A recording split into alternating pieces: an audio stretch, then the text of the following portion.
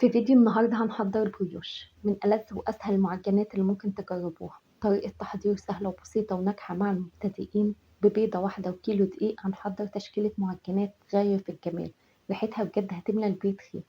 هنحضر أشكال كتير من البريوش، طرق تشكيل سهلة وبسيطة جدا. الفيديو ده حقيقي هيكون مرجع ليكم لتحضير البريوش، طريقة سهلة بسيطة ناجحة مع المبتدئين بمقادير مظبوطة جدا. بس قبل ما نبدأ، أهلا بيكم في ماما في الكيتشن. أنا إيمان نور. لو عجبكم الفيديو متنسوش لايك وشير، اشتركوا في القناة وفعلوا الجرس علشان يوصل لكم كل جديد. أول خطوة هنعملها وهي دايما اللي بنعملها في المعجنات إن احنا بنتأكد من نجاح الخميرة.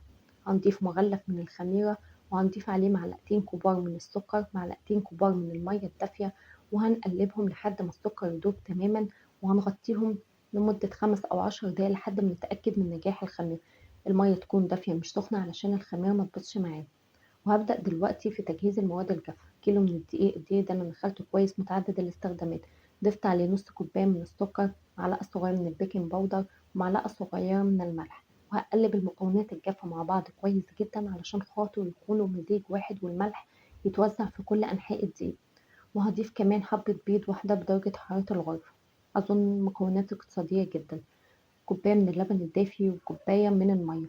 المية واللبن دافيين، تقدروا تستخدموا كل الكمية لبن أو كل الكمية مية، ده بيكون على حسب الرغبة. ضفت كمان معلقة كبيرة من الخل والفانيليا والخميرة اللي أنا اتأكدت من نجاحها. وهبدأ أعجن المكونات دي كلها مع بعض بطريقة سهلة وبسيطة جدا. بعد ما مزجت كل المكونات مع بعض هضيف نص كوباية من الزبدة. العجينة دي احتاجت مني كمان نص كوباية من المية، يعني أنا استخدمت كوباية ونص من المية وكوباية من اللبن. المية واللبن يكونوا دافيين. أعجن كويس جدا لحد ما المكونات تندمج كويس. تقريبا هتعجنه لمدة 10 دقايق. عجينة طرية بتلزق في ايديكم بالشكل اللي انتوا شايفينه ده. عجينة البريوش الناجحة لازم تكون بتلزق بالشكل اللي انتوا شايفينه ده. هغطيها وهسيبها في مكان دافي لحد ما تختمر معايا. تقريبا هتاخد معاكم من ساعة لساعة ونص على حسب درجة الحرارة. أنا كده اختمرت معايا بالشكل اللي انتوا شايفينه ده. تعرفوا ازاي ان هي اختمرت؟ حجمها تضاعف وكلها هوا بالشكل ده. هلم العجينة بتاعتي علشان أبدأ أشكلها.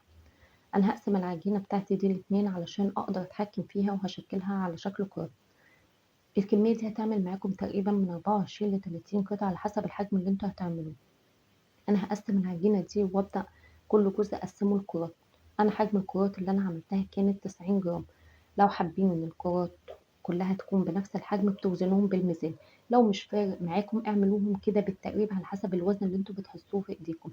هقطع كل قطعة على حسب حجمها. تقريبا القطعة دي اتقطعت معايا على 12 كرة. زي ما قلت لكم أنا كنت بوزنها على الميزان كانت 90 جرام.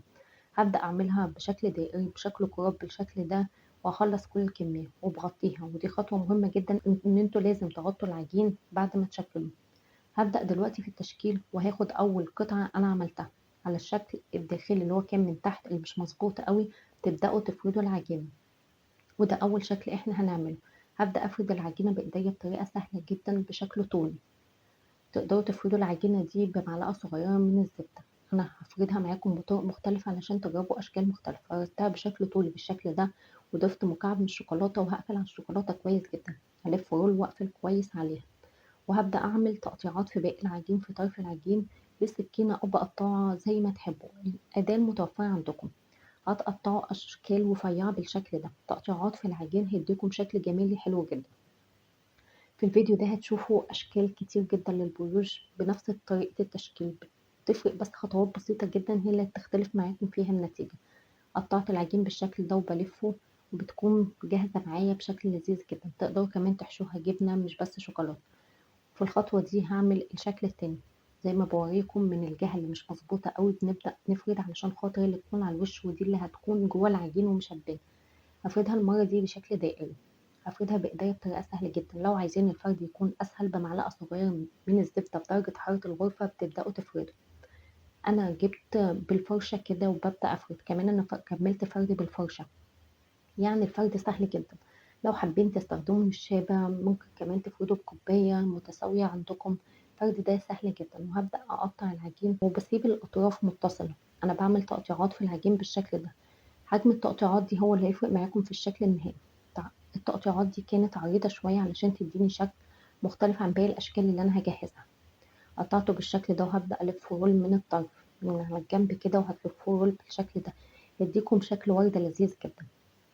الخطوة المهمة ان انتوا لازم تقفلوا على العجين في الاطراف كويس جدا، لان انتوا لو ما قفلتوش هيفتح معاكم في الفرن. شايفين ده شكلها؟ هقفلها مع بعض الطرفين، تقدروا كمان تلفوها داخليا كده، وهوريكم اشكال وافكار تانية متقلقوش. عملتها بشكل الوردة بالشكل ده وكانت شكلها لذيذ جدا. ده الشكل النهائي ليها، اظن لذيذة جدا.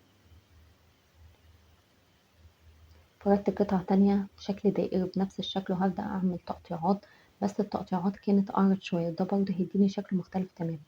ركزوا كويس جدا، انا مش بقطع كل العجين، بسيب الاطراف زي ما هي متصلة علشان اقدر الفهم بسهولة. بلفه من الجنب كده رول، وده هيديني شكل وردة مختلف تماما. شايفين؟ مجرد ان انتوا غيرتوا بس حجم التقطيع اختلف معاكم. في اليوم ده انا فضلت العب بالعجين واعمل اشكال مختلفة، بدخل الاطراف في بعض وبلزقهم كويس جدا، والخطوة دي مهمة جدا. اليوم ده لو هنزيد اديتني فرصة اكتر كنت هعمل اشكال اكتر بكتير. ده شكل نهائي بنفس الفكرة. المرة دي هفرده بالزبدة علشان تشوفوا، معلقة صغيرة من الزبدة لينة بدرجة حرارة الغرفة، وهبدأ افرد بايديا بالشكل ده. المرة دي هعمله بشكل طولي علشان هديكم فكرة مختلفة.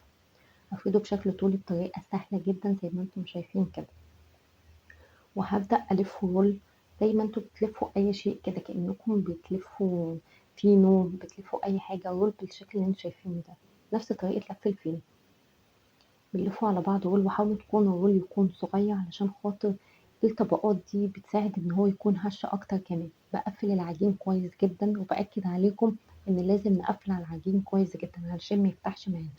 بعد ما اتأكدت ان انا قفلت على العجين كويس جدا، بعمل تقطيعة كده، بس بسيب الاطراف زي ما هي مش بقطعها علشان الفها زي الضفيرة اللي كنا بنعملها واحنا صغيرين، وده يديني شكل وردة مختلف تماما. قفلت الاطراف برضو وبقى عندي الشكل ده. عملت واحدة كمان بنفس الفكرة وبلفها رول بالشكل اللي انتوا شايفينه ده، وهقفل على العجين كويس جدا، وهأكد ان انا قفلت على العجين ولفيته رول كويس، وهبدأ اعمل فتحة بنفس الطريقة. هقطع بشكل طولي، وهسيب الاطراف متصلة ببعض، مش هقطع العجين بشكل كامل، انا هسيب الطرف متصل ببعضه علشان نبدأ ألفها على بعضها. أظن فيديوهات العجن بترجعنا كتير للذكريات. شايفين الطبقات اللي بنعملها رول دي هي اللي بتساعد ان كمان يكون هش اكتر. هلفه زي الضفيرة زي ما انتم شايفين كده، كل طرف بجيبه على التاني. خلصتها بالشكل ده، وهبدأ ألفها حوالين بعضها داخليا كده، تديني شكل مختلف تماما للورد. شايفين شكلها يجنن؟ ما تنسوش تقفلوا الأطراف كويس جدا. ده آخر فكرة هعملها معاكم. أنا فردتها بشكل دائري برضو بنفس فكرة التقطيع، وبسيب الأطراف متصلة، بس قطعت بشكل صغير جدا. حاولت ان انا اعمل تقطيعات في العجين صغيرة جدا، هتديني شكل مختلف تماما. احنا كده بنفس الطريقة، بنفس طريقة الفرد، هنكون عملنا 3 اشكال من البروش. الفيديو ده تقريبا انا عملت لكم 6 اشكال من البروش، كلهم افكار سهلة جدا، 3 طرق للفرد بس. انا كنت كل الكمية بخلصها بغطيها بالشكل ده. هبدأ بأول كمية انا خلصتها، بدهنها. انا جهزت ربع كوباية من اللبن، ضفت عليها ربع معلقة صغيرة من النسكافيه، دوبتهم كويس، وببدأ ادهن وش المعجنات كده بيها. لو مش حابين تقدروا تدهنوه ببيض، وحاطين عليه فانيليا علشان ريحة زفارة البيض مش اكتر. دخله على الفرن ساخن على درجة حرارة 180، هياخد تقريبا تلت ساعة. ودي الاشكال التانية اللي انا حضرتها، عاملها بنفس الطريقة. النسكافيه بيدي لون حلو جدا للمعجنات هو واللبن، وكمان ما بيكونش فيه اي قلق من ريحة الزفار. انا بصراحة اي معجنات بدهن وشها باللبن والنسكافيه. هدهنهم بنفس الطريقة، بس دول هضيف على وشهم رشة كده من السمسم. تقدروا كمان تضيفوا حبة البركة، تكون لذيذة جدا. هدخله برضو على الفرن ساخن على درجة حرارة 180. لو حسيتوا ان هو اخد لون معاكم، بتقفلوا من تحت وبتشغلوا الشواية. وكده خلصت كل الكمية. بجد ريحتهم كانت تجنن. انا من الناس اللي بتحب العجن في البيت وريحة دفا الفرن، صيف شتاء انا بحب اعجن بصراحة. شايفين اشكالهم جميلة جدا، كلهم اشكالهم مختلفة عن بعض، وكلهم في منتهى اللذاذة.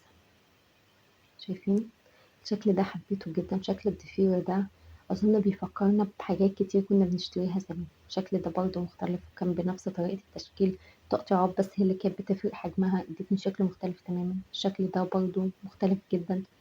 كلها أشكال لذيذة وبطريقة سهلة وبسيطة. زي ما قلت لكم الفيديو ده هتعتبروه مرجع للبروج بكل أشكال، شكلهم كان يجنن جدا.